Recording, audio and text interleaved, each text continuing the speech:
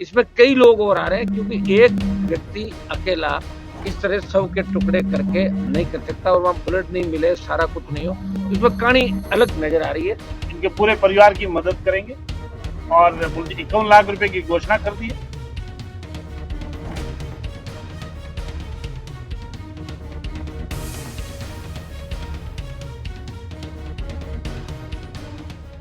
जोधपुर बहुचर्चित अनीता हत्याकांड को लेकर 20 दिन से जारी धरना आखिरकार खत्म हो गया है। इस दौरान 4 मांगों पर सहमति बन गई है। बता दें कि आरएलपी के सुप्रीमो हनुमान बेनीवाल कल इस धरने में शामिल हुए थे।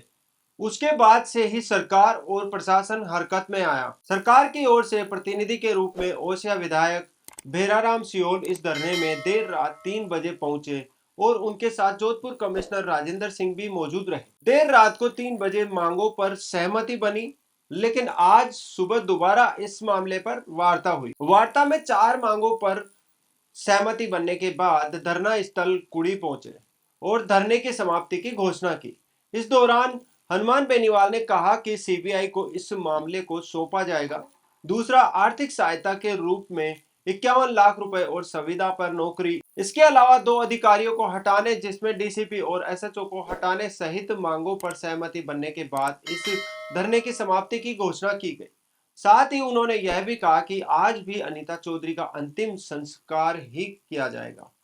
हनुमान बेनीवाल ने कहा कि 13 तारीख को चुनाव होने के कारण मैं नहीं आ पाया, लेकिन मेरे तमाम कार्यकर्ता यहां पर पूरे प्रकरण को लेकर पीड़ित परिवार के साथ थे और जैसे ही मेरी आवश्यकता पड़ी तो मैं यहां पर आ गया।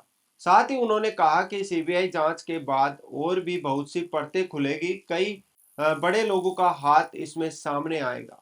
इस पूरे मामले में दूध का दूध और पानी का पानी हो जाएगा। अनीता चौधरी की जिस तरह निर्मम हत्या की गई, उससे पूरा राजस्थान दहल गया, और जिस तरह शव के टुकड़े टुकड़े करके दफनाया गया, और परिजन लगातार 20 दिन से पहले एम्स के बाहर धरना देने का प्रयास किया, वहां इनको नहीं देने दिया गया, फिर वहां गए आपके भगत की कोठी, वहां से इनको हटा दिया। तो वीर तेजाजी मंदिर कुड़ी भक्ताश्री के अंदर जो पिछले कई दिन से बैठे हैं, और दुर्भाग्य की बात है कि दिवाली भी इन लोगों ने यहाँ पे मैं जो तमाम टीम है यहाँ जो इसको लेके न्याय के लिए लड़ाई लड़ रही है, इनको तो मैं धन्यवाद दूंगा कि, और परिजनों को भी धन्यवाद इस बात का, अनीता जी के पति मनमोहन जी और उनके बेटे को, कि हिम्मत और हौसले के साथ इन्होंने लड़ाई लड़ी, और इस लड़ाई का ही परिणाम है कि राजस्थान की सरकार ने इनकी बात सुनी। हम सब के संघर्ष का ही परिणाम है हम सब लोगों के, कि भाई इस मामले के अंदर मोटा मोटा इनकी जो मांग थी कि एक बार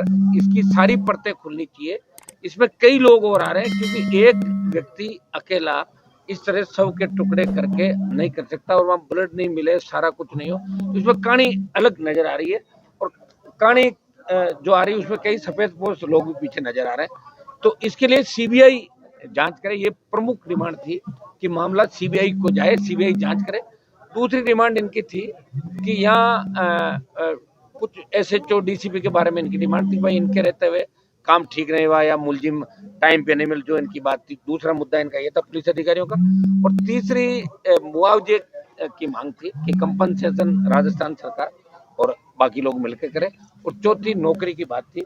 तो करीब करीब रात को मोटे मोटे तौर पे एडीजी लॉ एंड ऑर्डर यहाँ जोधपुर आए, ओसिया विधायक भेराराम जी, हमारे कमिश्नर राजेंद्र जी, डीसीपी आलोक जी, और इन सब की हमारी बात हो गई। रात को बात तय हो गई थी, रात को धरना स्थल पे कमिश्नर जोधपुर और ओसिया विधायक आ गए थे, सारी बातों में सहमति बन गई। और चूंकि रात को कंफर्मेशन 3-3:30 बजे हुआ नहीं, तो सुबह 7 बजे कंफर्मेशन हो गया, और जो इनकी मांगे थी वो करीब करीब इनकी मांगे परिजनों की मान ली गई।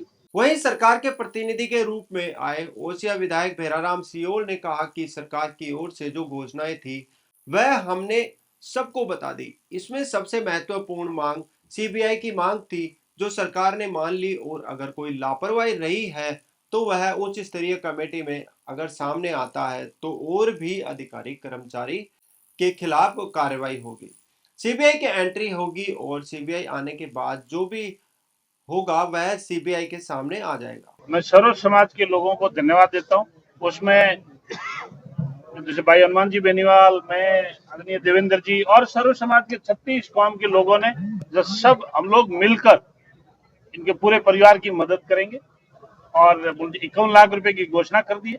और भी जो है सर्व समाज के लोग और जैसे जाट समाज के लोग जैसे सोचकर और भी कोई आवश्यकता होगी तो इस ऐसा दुख की घड़ी में पूरा जाट समाज और पूरा छत्तीस का 36 कौम समाज इस जैसे परिवार के साथ खड़ा है। एक आपके माध्यम से मैं उन तमाम लोगों को धन्यवाद दूं, जैसे बेराराम जी ने प्रयास किया यहाँ आए, मतलब इनके मन के अंदर ही पीड़ा थी भाई मैं जाकर संभालूं।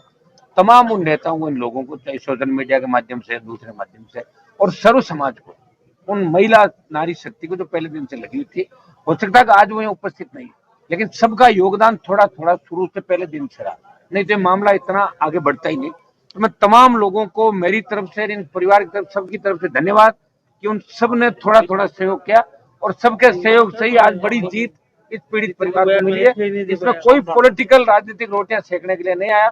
यहाँ हम चाह रहे थे कि पीड़िता को न्याय कैसे मिले, दोबारा ऐसी घटनाएं नहीं हो राजस्थान के अंदर, पुनरावृत्ति नहीं हो। जिस बेरहमी से कत्ल किया गया, ऐसे कत्ल राजस्थान में परंपराएं नहीं रही। ये नई परंपरा नहीं है। लोग फिर अगर आप इस गिरोह का खुलासा नहीं करोगे, पीछे पर्दे के पीछे कौन लोग है, ये भंगुरी कांड से भी बड़ा कांड मुझे नजर आ रहा है और निश्चित रूप से बहुत से लोग इसके अंदर नप जाएंगे। बिल्कुल बैर जी ने अभी घोषणा की है सीबीआई जांच की।